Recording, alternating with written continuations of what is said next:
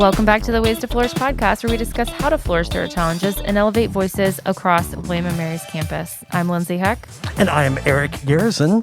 And today it's just Eric and I. We wanted to talk a little bit about things we've been noticing lately between the two student groups that we work with, the multiple students across our campus. We really noticed that there's been a few folks that seem like they're starting to check out at this point in the semester, which we've noticed this in times past, but this is really unique this spring 2021, as that's layered on top of that endless midterm time and that sense of the pandemic ongoing. And it's not just students. We're seeing this with our faculty and staff colleagues as well. Community. So, absolutely. Yeah, I think it seems like people are really ready for a break.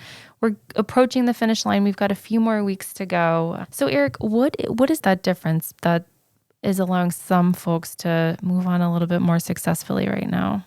Well, I think first and foremost, if someone is facing a challenge right now with their mental health, that's something different than what we can discuss today. And they need to seek those support services for that. But, a great deal of this is just about perseverance, just, getting through when you feel like I don't have the resources, I don't have the energy, I don't have the time.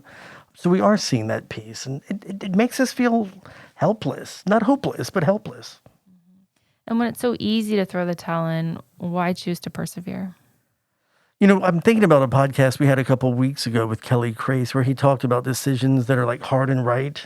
And the decision to persevere, it's a right decision, but it's also hard. So we're just dealing with the hardness as far as that goes. And it can be incredibly hard, almost to the sense like I was saying that it's overwhelming. But then there's another benefit to pushing through, and that's the more we push through in these situations, because, we're going to face adversity, Lindsay, for the rest of our lives, no matter how old we are, whether it's another pandemic or a financial piece. But the important thing is every time we push through in one of these situations, it prepares us for the next time. We can recall those skills. We can remember our feelings, that self-validation that we had, and it just helps us get through again. And for students who have had a few weeks left or staff who have impending deadlines, how exactly do we push through? Well, there's like 4 or 5 things that I would recommend. A lot of it is self-reflection and reconsideration, repurposing, rethinking. The first one I would say is, to reevaluate your goals. So let's say you are a student and you were told you have a paper now and it's 15 to 20 pages and you've known this for the whole semester. When you hear something like 15 to 20, can you go for the 15 instead of the 20? That's an important thing to consider. It's also really important to reevaluate your resources. What have you already done? So maybe you need to read 5 books to write this thing, and you're thinking, oh my gosh, it's a 5-book paper. Well, you know what? You forgot that you've already read 3 of those. So, reassess that piece. That's really important. Thinking about your timeline. That's probably one of the most important things that you can do is to figure out, okay, what is a reasonable end goal based on when it's actually due? So if I had something due the 17th of May, I would move a deadline up for myself, let's say the 13th or 14th. And based on that, it gives me some bumper time. I would come up with a halfway point between now and, the 14th of May. And I should be halfway done by then, and then a quarter of the way before that, and so on and so forth. So today's task might just be to read a couple paragraphs in a book, and that's it. We need to think about our support network. We might have started the semester off with a really strong and robust support network. Now, because our friends and colleagues, our staff members are overwhelmed themselves, my 30-person support network might be down to 5, and that's okay. But I need to figure out where are those 5 people then, and how much are they willing to support me? Because some I might need as a sharing section. Others, it's like, you know what? Michael's really good at math, so when I'm done with my data, I'm going to ask if Michael can look at my data when I'm done.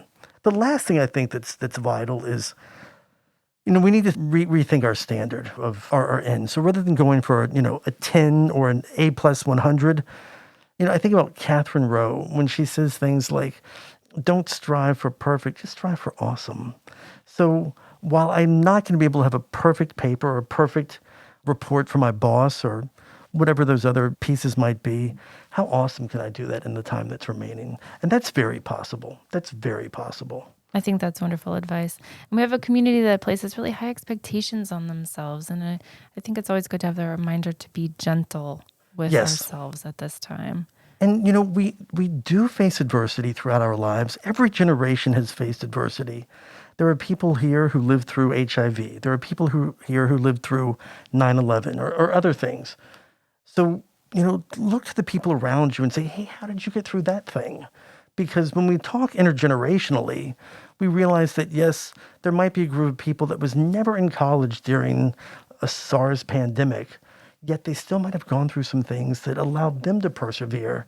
And that advice could help you as well. And that doesn't make it less difficult as you're experiencing that moment in time. But I think it's really important to recognize the lessons that we learn that we carry on with us into the future, and also the knowledge from the experience that we've had, how we're able to use that to have an impactful experience for everyone who comes next. And also remembering that this is a challenging time, but this isn't a moment that's going to last forever. We're going to work through it and get through it with high hopes of coming out better on the other side. Absolutely. And that's the goal is, can we be better at the end than we were when we started? Even if it's just 1% better, can we be better at the end than where we started? I think that's great. So to our community, just a reminder that we're here to support you. And if you need to reach out with us, you can connect at wellness@wm.edu. And we're happy to connect you with resources that you might be seeking or need some help with. And I've heard you drop a couple words that I loved: seeking support. Seeking sensible support shows strength. It is never a weakness to ask for assistance. Never a weakness.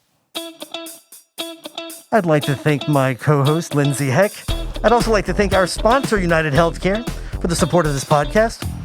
Ways to Flourish is produced by Lindsay Heck, Brittany Emmons, Colin Cross, Jenny Hellman-Dollar, Ben Heath, Daria Moody, and myself, Eric Garrison.